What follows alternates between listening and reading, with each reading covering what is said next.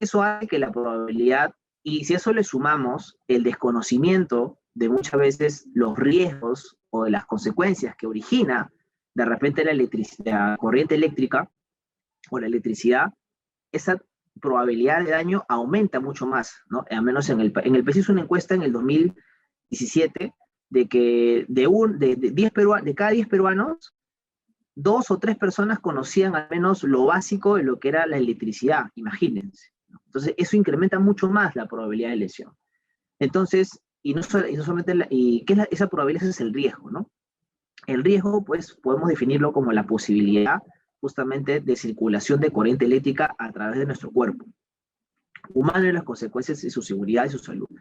Si nosotros de repente desconocemos las consecuencias, o qué cosa significa, o cómo se maneja, o cómo podemos de repente tener alguna manipulación correcta de la electricidad, entonces estamos de repente aumentando la probabilidad de sufrir algún tipo de lesión irreversible, como ya lo mencioné. Lo ideal es que primero en que empecemos identificando cuáles son esos peligros eléctricos. ¿Qué es lo que a mí como trabajador en realidad me puede generar un riesgo de contacto, de descarga eléctrica, de electrocución, de generación de arco eléctrico, etcétera? Y muchas de esto tiene que ver con lo que vemos en la pantalla. Por ejemplo, conexiones inadecuadas, tomacorrientes sobrecargados, ¿no? Tomacorrientes sobrecargados, ¿no? Tomacorrientes sobrecargados. Por ejemplo, también vemos ahí conexiones clandestinas, ¿no? Conexiones clandestinas. Miren, vamos a ir numerando acá. Por ejemplo, acá vemos también este enchufe, ¿no? Sin aislar. Entonces, también son prácticamente muchas que lo podemos definir como condiciones inseguras, que inclusive a veces el trabajador lo ve como algo común, de repente lo ve como algo ya del día a día, y puede ser por muchas circunstancias. Sin embargo, esto es algo que tenemos que ir identificando para poder ir cambiando y poder ir implementando los controles que se necesitan.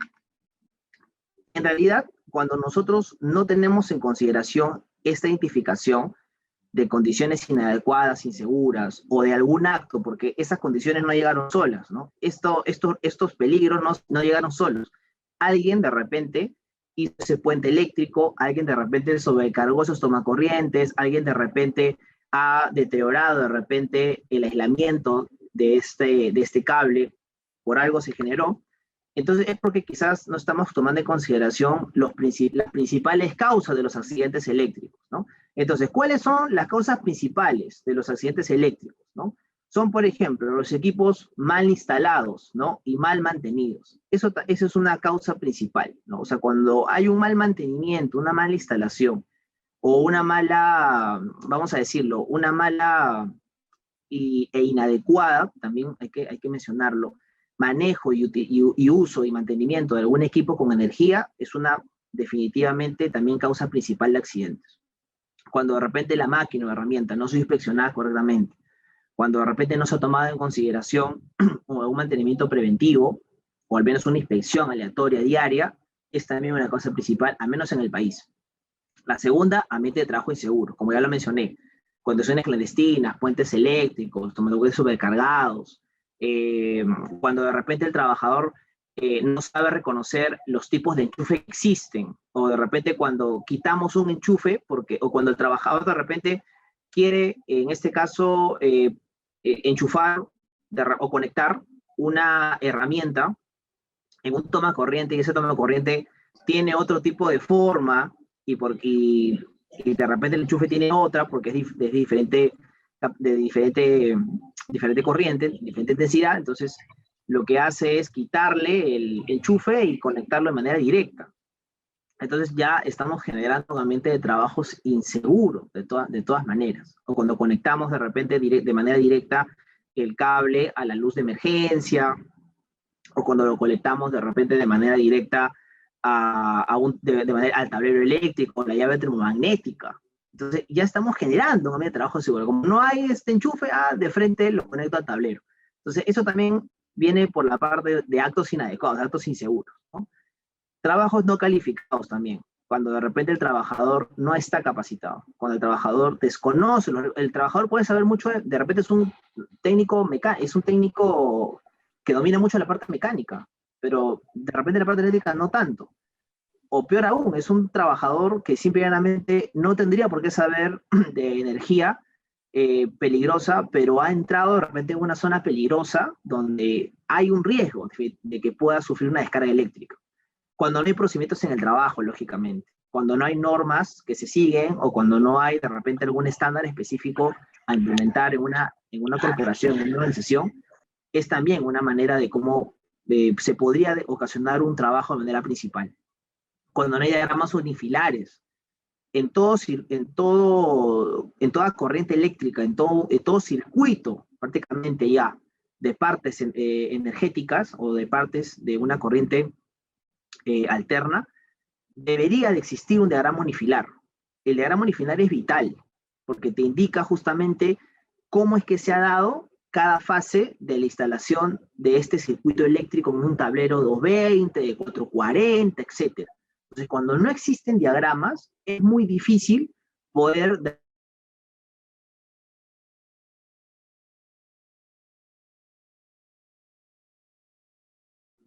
Pues me parece que sin querer me estaban silenciando. Ya, como les comentaba, sin duda alguna, pues es también esto una causa de accidente, ¿no? Cuando no existen diagramas unifilares. Cuando no hay permisos de trabajo. Un trabajo con energía peligrosa o con manejo de electricidad necesita de un permiso, necesita de un análisis de trabajo seguro, necesita de todas maneras de un permiso previo para poder evitar algún tipo de accidente. Entonces, esto también hay que tenerlo en consideración y por eso existe la necesidad, existe la obligación de poder establecer controles específicos antes de tener un contacto directo con electricidad. ¿Ok? ¿Tienen preguntas? Por favor, me lo pueden hacer. ¿Y qué pasa si no lo tenemos, Jesús? ¿Qué pasa si de repente en mi empresa actualmente donde yo estoy no tenemos diagramas unifilares, no tenemos una cultura preventiva de formación de los trabajadores, no tenemos de repente conocimiento no tenemos un manejo preventivo de las herramientas o un mantenimiento preventivo de los equipos para verificar la parte eléctrica? ¿Qué es lo que podría pasar? Entonces ahí ya vienen los problemas. Cuando uno se accidenta o uno de repente tiene contacto o tiene una exposición prácticamente prácticamente ahí in situ con la energía eléctrica, se puede dar de dos maneras, por contactos directos o indirectos, que son los contactos eléctricos a los cuales estamos expuestos.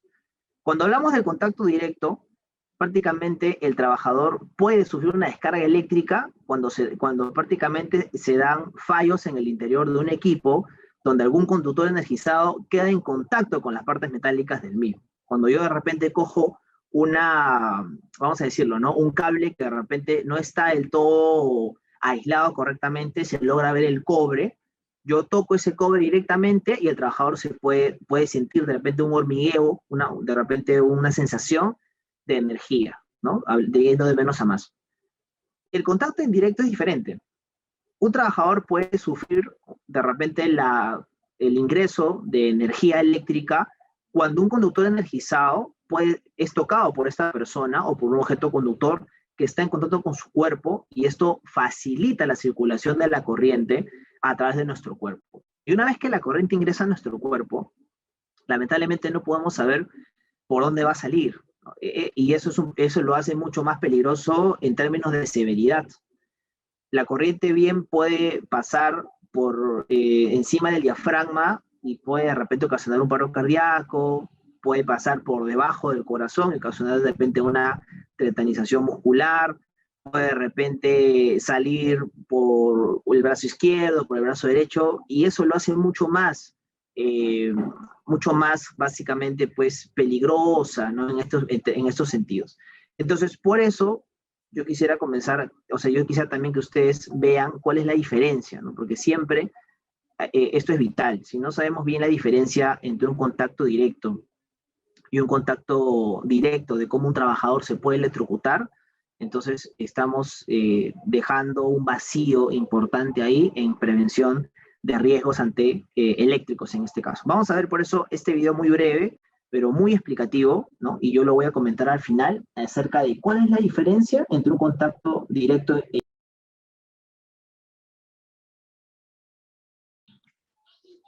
Hola, muy buenas. Soy Chema Serrano, profesor de electricidad del Instituto Tecnológico Máster D, y vamos a aclarar una de las dudas que más tienen nuestros alumnos, que es la diferencia entre contacto directo e indirecto. El contacto directo se define como el contacto de personas o animales con partes activas de los materiales y equipos. Las partes activas son los cables que van conectados a cualquier dispositivo o receptor, por ejemplo a un electrodoméstico o a un foco de luz. Les llegan varios cables para alimentarlos eléctricamente. Todos sabemos que por el interior de un cable circula electricidad, pero la cubierta que lo cubre, es decir, el aislante, en ocasiones se daña debido a roces en la instalación, por golpes que hayan podido sufrir, etc. Es aquí cuando existe un fallo de aislamiento del cable y por tanto estamos expuestos a un contacto físico y directo con la electricidad, que puede llegar a ser peligroso. Os he traído este ejemplo de este enchufe, en este caso es un enchufe del horno, de una vivienda, en el que si le damos la vuelta, vemos como el cable gris, el cable de fase, ha sufrido un rasgado en el que se ve el cobre del interior del cable. En el momento que yo toco físicamente o con mis dedos el cobre, recibiría una descarga eléctrica y a esto lo llamaríamos contacto directo. En cambio, el contacto indirecto es el contacto de personas o animales domésticos con partes que se han expuesto bajo tensión, de forma accidental y que cubren de electricidad la parte metálica de cualquier electrodoméstico, receptor eléctrico, etc. Este fallo de aislamiento puede ocasionarse por diferentes motivos, porque se ha soltado un cable o se ha roto alguna pieza en el interior que provoca una conexión de forma accidental entre el cable activo y la cubierta metálica o envolvente. Por ejemplo, este secador. Si yo en el secador, en el interior del secador, se hubiera soltado un cable y hubiera descargado eléctricamente, si no tuviéramos toma de tierra, la parte metálica, la parte envolvente del secador estaría bajo tensión, de tal manera que yo, al tocarlo con mis manos, recibiría una descarga eléctrica. A esto le llamaríamos contacto indirecto. Por tanto, un contacto indirecto surge de forma impredecible e, igual que en el contacto directo, puede ocasionar pequeñas descargas para el cuerpo humano o animales, al tocar la parte metálica de cualquier electrodoméstico o receptor eléctrico. Bien, Si te ha gustado ahí este como vídeo, vimos, ¿no? Muy claro el video, ¿no? Nos dicen de que ¿qué pasa si ese cable de repente interno en esta... Dale, José, ahorita respondo a tu pregunta, excelente. Claro, ¿qué pasa si de repente el trabajador tiene un contacto directo con esa parte de este cable que está expuesto el cobre y uno lo toca, el equipo está energizado, la herramienta energizada y uno va a sufrir una descarga eléctrica? Y si de repente este cable está internamente haciendo un choque, un contacto con la carcasa de esta secadora, por así decirlo, y la secadora está encendida, entonces hay un flujo de energía que está fuera del rango y automáticamente pues cualquier persona que coja esta secadora sufre una descarga eléctrica, ¿no? Interesante la pregunta de José. Muy bien, sí, en realidad, José, ¿los taladros mal inspeccionados pueden ser causa de accidentes? Sí, la respuesta es sí, porque los taladros específicos en su interior tienen carbones. Entonces, muchas veces también nosotros, en una herramienta eléctrica, cuando nosotros la inspeccionamos, a veces solamente nos ceñimos a solamente inspeccionar enchufes, ¿no? La carcasa, cables, la broca, ¿no? Etcétera. Pero a veces también, que es la parte externa, pero a veces cuando nosotros no hacemos una verificación interna del equipo, desmantelándolo y observando el tema de los carbones, si más no recuerdo, cualquier fricción inadecuada de esos carbones justamente puede hacer que se genere una fricción que genere de repente un cortocircuito y esto pueda de repente pues traer más que todo vamos a decirlo así, pues también un accidente sí, pero por contacto indirecto, ¿ok? Así que eso sí tenemos que tomar por contacto indirecto más que todo, ¿ya? Muy bien. Roberto dice, fue el audio. A ver, ¿me confirman si se me escucha bien? Por ahí me confirman. Bien, ingeniero, adelante. Perfecto, Bien. perfecto. Sí, si a alguien se le va el audio, lo que pueden hacer es de repente salir y volver a entrar, porque son cosas que pasan del Zoom. Muy bien, entonces, como lo comentaba, sin duda alguna también puede ser una causa, ¿no? De todas maneras puede ser una causa también la mala, incorrecta inspección interna en este caso, un taladro, como es la pregunta del compañero. Muy bien. Consecuencias de contactos eléctricos, ¿no? Sin duda alguna también podemos nosotros cuando tenemos ya una relación y de repente en ese momento con una herramienta, un equipo, de manera inadecuada, estas son las consecuencias que no queremos llegar. Quemaduras de primer grado, de segundo grado, de tercer grado, incendio, explosión. Poniendo el ejemplo que mencionó el compañero, ¿qué pasa si de repente hay una incorrecta mantenimiento o inspección de un talado? Podría generar lo que les comento por los carbones, igual en una moladora, igual en cualquier otro equipo o herramienta que no se tenga en consideración ahí. Y lógicamente también podría ocasionar la muerte de un trabajador, ¿no? Y eso también tiene que ver mucho la intensidad. Por eso que los efectos de la corriente eléctrica dependen mucho de la intensidad de la corriente que ingresa a nuestro cuerpo. Es decir, la intensidad de la corriente va a tener mucha influencia en cómo el daño, en cómo la corriente va a generar el daño en el trabajador. Tiene que ver mucho la intensidad, ahorita lo vamos a ver.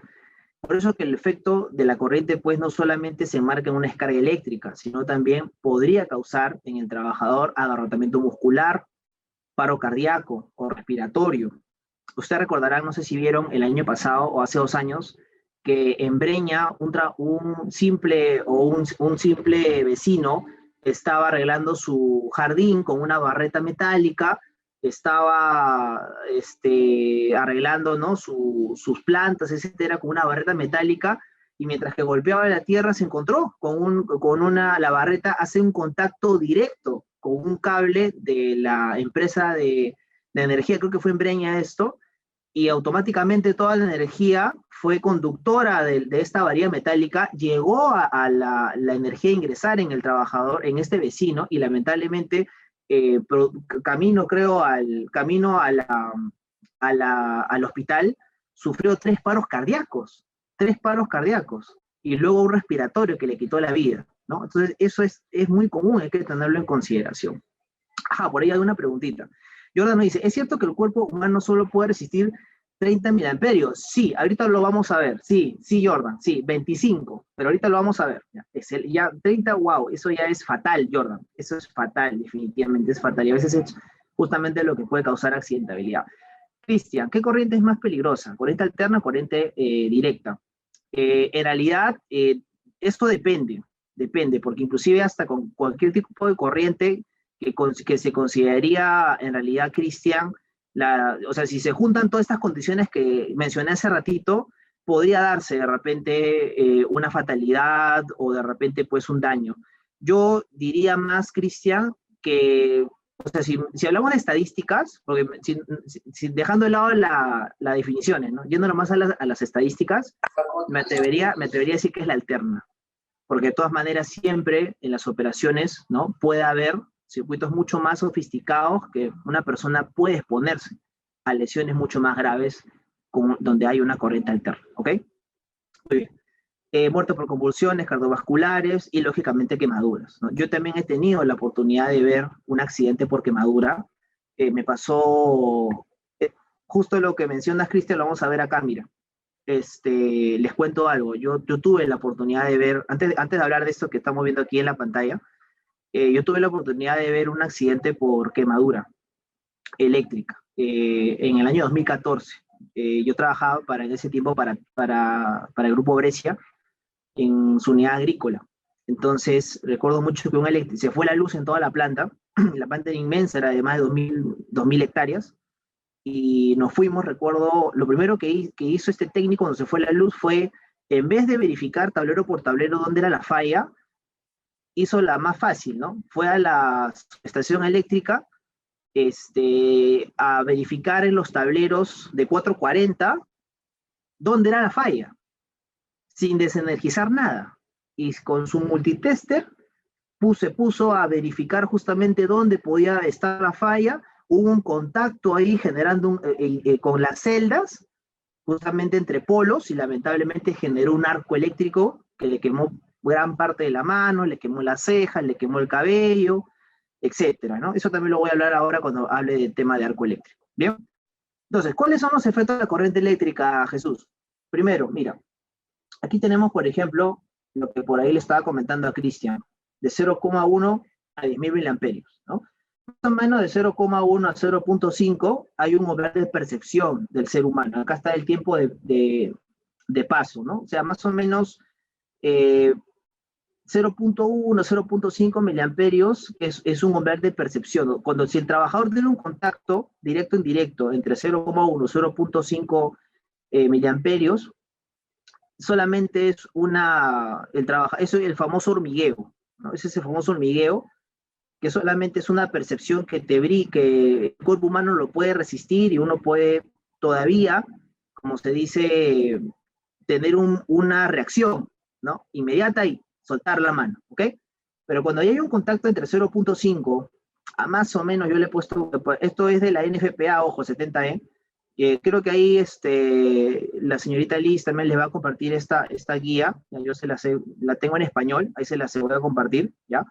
De 0,5 más o menos, vamos a ponerle acá este umbral, ¿no? Este umbral de no soltar, que más o menos oscila en esta línea hasta 500 miliamperios, es cuando ya el trabajador prácticamente tiene un contacto con la energía, con electricidad, que ya no le permite soltarse.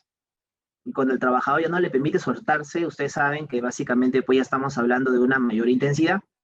Y entre 500 a 2000, 500, 2000, ya existe un umbral de fibrilación ventricular. O sea, ya el cuerpo no solamente no se puede soltar, o ya es muy difícil de repente que el trabajador no se suelte, sino que ya la energía ha ingresado a nuestro cuerpo en una magnitud tal cual que el trabajador comienza, ¿cómo le puedo decir? Comienza a no convulsionar, sino comienza a realizar movimientos involuntarios que básicamente que no le permiten solamente soltarse, sino que la energía es tal cual que también la capacidad también del sistema cognitivo, del sistema neuronal que envía respuestas al cuerpo humano para soltarse, están inactivadas. Por eso que es muy peligroso.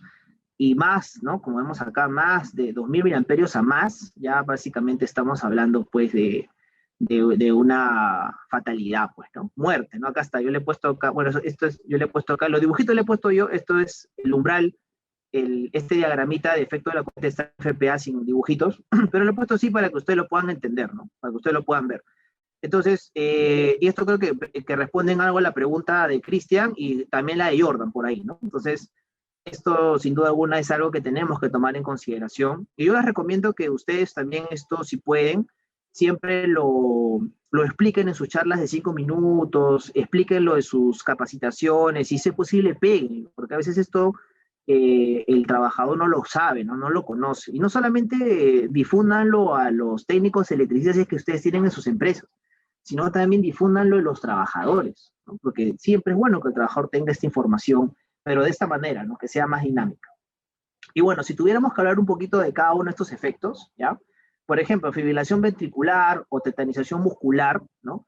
En este caso también son momentos involuntarios, ¿no? Como ustedes pueden ver ahí. O sea, es prácticamente pues cuando ya la corriente está anulando la capacidad de control que impide nuestra separación de la persona, ¿no? Como esta persona que está queriendo de repente activar esta lavadora, pues les he puesto este ejemplo muy sencillo, y su cuerpo también está en contacto con un elemento conductor como es el agua, por eso que estábamos hablando también de la definición de conducción. El agua también es un conductor de energía, el trabajador tiene contacto con ese elemento de conducción y se genera pues toda este contacto directo con la energía de ingreso en el cuerpo que básicamente puede ser, está generándole, ¿no? Una descarga inminente que podría terminar en una fatalidad, ¿no? Una fatalidad. Muy bien. Jordan nos dice, los interruptores diferenciales vienen diseñados con una sensibilidad. Sí, vamos a hablar de los interruptores, Jordan. Vamos a hablar de los interruptores, vamos a hablar también ahora en la parte de controles, vamos a mencionar. Sí, pero lo que mencionas es cierto, ¿no? O sea, los diferenciales, ¿no? Es algo importante, y también por norma técnica, cuando uno diseña un tablero eléctrico debe de tener. Eso también lo voy a mencionar, pero sí es cierto. Muy bien, y esto también es sin duda alguna otra consecuencia que se da y que a veces quizás no lo tomamos en consideración, que son los arcos eléctricos. ¿Qué es un arco eléctrico? Ojo, en algunas bibliografías, chicos, ya para los chicos que son, que están estudiando prevención de riesgos laborales. En algunos libros está la palabra arco eléctrico y en otros fogonazo eléctrico, ¿ya? O sea, en Europa, en España, se le conoce como fogonazo, pero a nivel LATAM, arco eléctrico, ¿ya? El arco eléctrico es la descarga eléctrica, pero que se forma entre dos electrodos y que ambos están sometidos a una diferencial de potencia. Y a la vez están colocados en el seno de una atmósfera gaseosa. Entonces se genera este fogonazo que genera de repente, pues, efectos como exposición a energía radiante. Yo leí una vez en una publicación de que cuando ocurre un fogonazo eléctrico, el trabajador se expone a 13.000 grados Fahrenheit. 13.000 grados Fahrenheit, imagínense, ¿no? Es un montón de energía. Y yo pude presenciar, como le digo, en un momento un fogonazo eléctrico. No lo digo orgulloso, ¿no? Pero sí, lamentablemente, me tocó visualizar un fogonazo eléctrico en el 2014, hace poquito más de 5 años, más creo, y las consecuencias son, así como ustedes ven en las caricaturas, ¿no? Para que me puedan entender todos, así como uno ve en la caricatura cuando a un dibujo animado le revientan un explosivo en la cara y el rostro se pone de negro, etcétera, y sale humo, ya, igualito. De la misma manera, las consecuencias como se origina el fogonazo eléctrico, porque se generan quemaduras severas cuando la ropa es en este caso, ¿no? Yo, como le digo, el técnico que me tocó verlo cuando pasó por esa situación, no tenía cejas, la mano estaba totalmente quemada, se podía ver más allá de la segunda piel, ¿no? Recuerdo bastante. Ustedes saben que cuando ya es tercera quemadura, ya lamentablemente, pues, ya estamos hablando de tejido, o sea, estamos hablando ya de tejidos que han sido ya comprometidos, ¿no? Entonces ya es un poco más severa la cosa.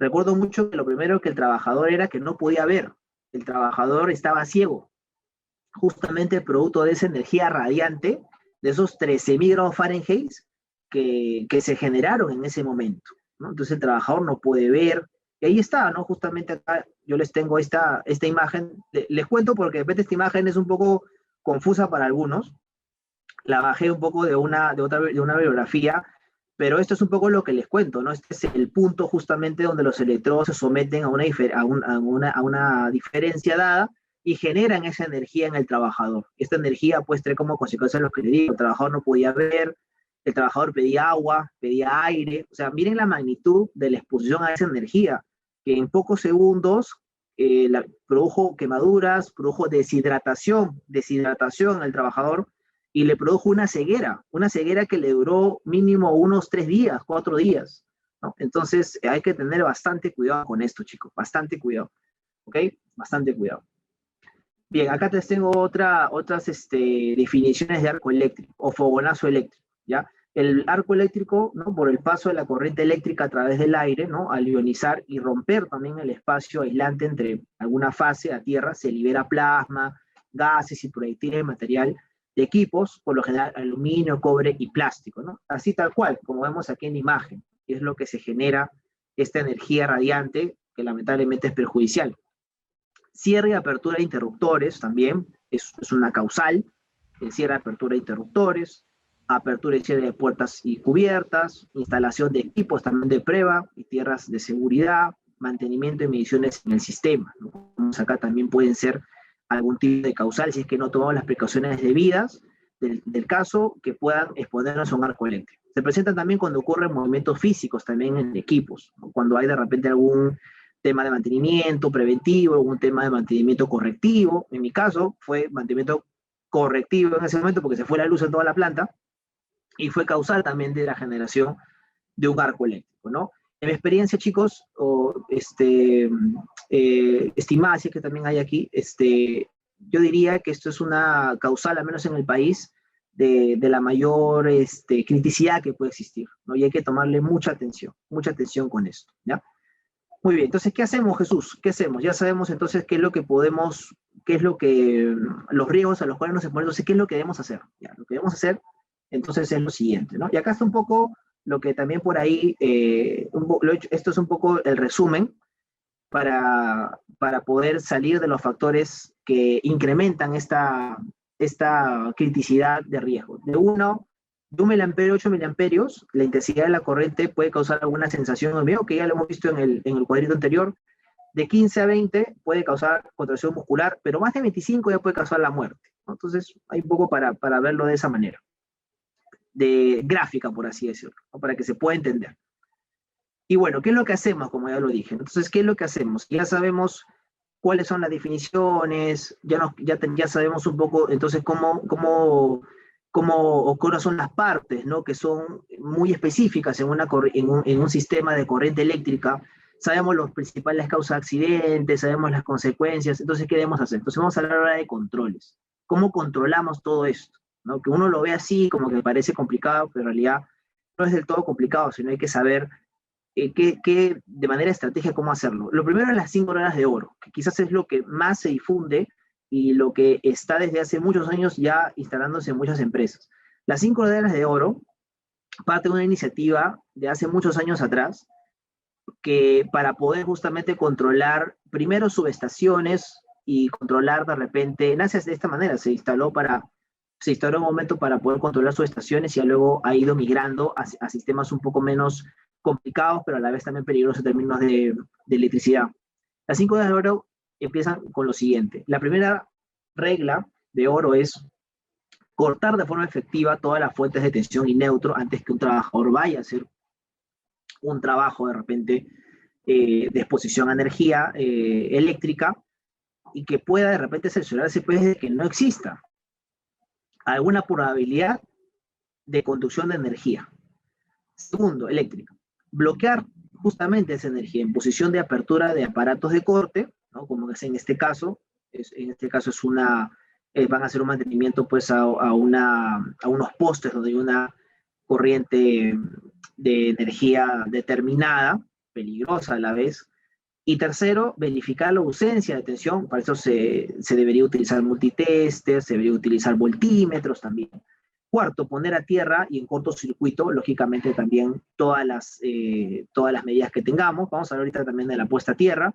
Y quinto, delimitar y señalizar la zona de trabajo, ¿no?